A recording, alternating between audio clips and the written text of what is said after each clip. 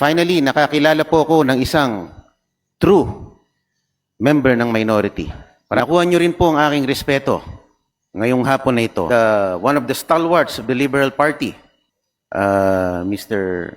Distinguished colleague, kung ano po ang role ng minority dito sa House. Hindi po ba tayo ay mga fiscalizers dito sa Kongreso, Ginoong Speaker, distinguished colleague? We should provide responsible check and balance. At pinapatunayan ko po sa inyo at sinusumpa ko sa inyo na sa aking ilang panahon sa minorya ay pinilit ko po na maging fair, ngunit maging totoo sa aking mga sinasabi.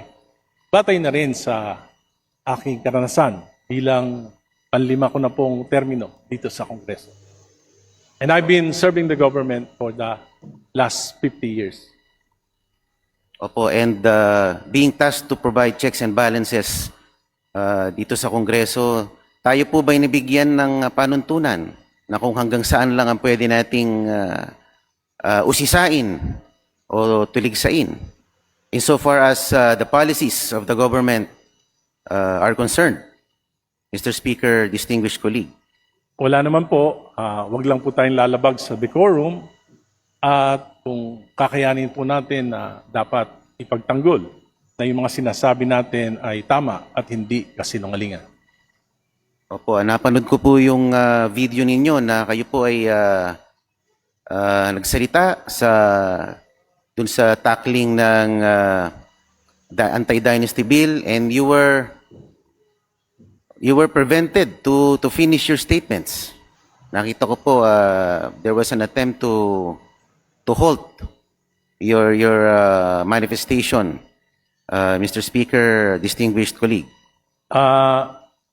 Mr. Speaker, hindi po na-prevent ako. Ako po'y nakapagsalita ng maayos.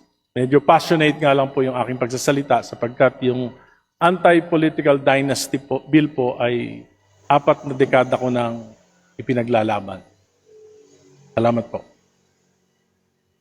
Opo, at base sa inyong sinabi, imbis na maisulong ang anti-dynasty bill, parang naging an act institutionalizing political dynasties ang nangyari. Sa inyo pong pakiwari, ganun po ang nangyari. Yun po ang aking opinion. At ako I share the views of the distinguished colleague na parang tayo po ay pinipigilang magsalita dito. At yun din po ang karanasan ng aking ama nung siya po ay tinanggalan ng 5 memberships sa komite dahil siya po ay nagsalita. At ito ay laban sa kumpas ng House leadership nung panahon na yun. At nararamdaman ko rin pag ako po ay pinuputol pa nagsasalita dito sa plenaryo, maging sa mga komite. At I share the same sentiment being expressed by the honorable colleague. Tinatangka po na ako po ay pigilan, Mr. Speaker, pero hindi po ako nagpapapigil. Yun po ang masama sa akin. Salamat po.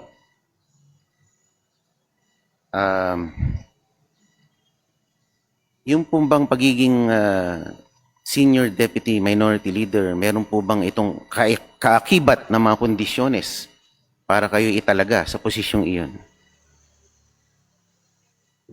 Wala naman po at nagpapasalamat nga po ako sa ating minority leader dahil pinaglaban tayo hanggang sa huli. At maluwag naman po sa aking kalooban na bumitaw sa aking posisyon. At binanggit ko lang po ito upang sa ganon ay hindi na maulit. At sa iba pang mga miyembro ng minority na pigilan sa kanilang pagsasalita. Sapagkat yung criticism po, sa mga private corporations po, nagbabayad pa sila ng mga critics upang makita nila yung mga pagkakamali at maitama. Para sa akin po, yung aking mga criticisms, bagamat matalim, ay may layunin na maitama yung mali, lalo na kung para sa kapakinabangan ng pamahalaan at ng ating mamamayan. Sinabi po kanina ng, thank you, Madam Speaker, distinguished colleague, sinabi po kanina ng ating Deputy Speaker na hindi po nakialam in any way ang mayorya sa inyong pagkakatanggal bilang Senior Deputy Minority Leader. But consider the timing nung kayo po ay nagsalita sa komite on suffrage. Kayo po ay agarang pinatawag ng House Leadership. Ano po kaya ang pangitain yun? Ano po kaya ang ibig sabihin nun? Kung wala talagang pakialam ang House Leadership. Sabi ko nga po, hindi lang naman ngayong administrasyon na ito, maging ng mga nakaraang administrasyon, talaga pong mayroon ng sistema na pinakikialaman. Noong panahon po ni Pangulong Duterte, magkakasama po kami ni late Edsel Lagman. Kaya nga po kami nagpetisyon pa sa Korte Suprema dahil minaniobra noon na ang maging minority leader ay mga miyembro ng majority. Dahil supermajority, kayang-kaya po na mag-ipon ng ilang mga miyembro para gawing minority. Kaya po ang tawag sa amin noon, Magnificent Seven. Pipito lang po kami, pero kami yung talagang nagpo-provide ng check and balance noong panahon ni Pangulong Duterte. So, ngayon po, nakikita ko pa rin yung ganitong sistema. At sana po, sa pamagitan ng pagsasalita ko, ay mabigyan talaga ng dignidad ang mga minorya na talagang maipahayag yung kanilang mga damdamin at saloobin nang walang inaalala na matatanggalan ng mga posisyon, matatanggalan ng mga komite, matatanggalan ng mga benepisyo para po sa para po ma-preserve yung integridad ng ating House of Representatives. Thank you, Madam Speaker. Distinguished colleague, ako po ay patapos na rin sa aking interpellation, Madam, bago ako pagtangkang putulin muli. Anyway, Madam Speaker. Just for the record, wala pong nagpuputol sa iyo. Hindi po, kasi In fact, the time that was given was only 10 minutes. We have now extended it to 31 minutes and 35 seconds. Please proceed. Yes, ma'am. Madam Speaker.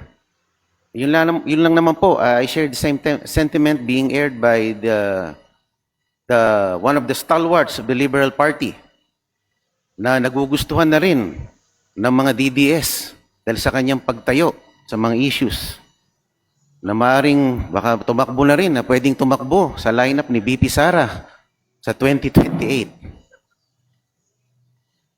Hindi po ako tatakbong senador, baka madagdagan pa po yung kulang ang kaalaman sa Senado. Pag-isipan niyo po, do not close your doors, distinguished colleague.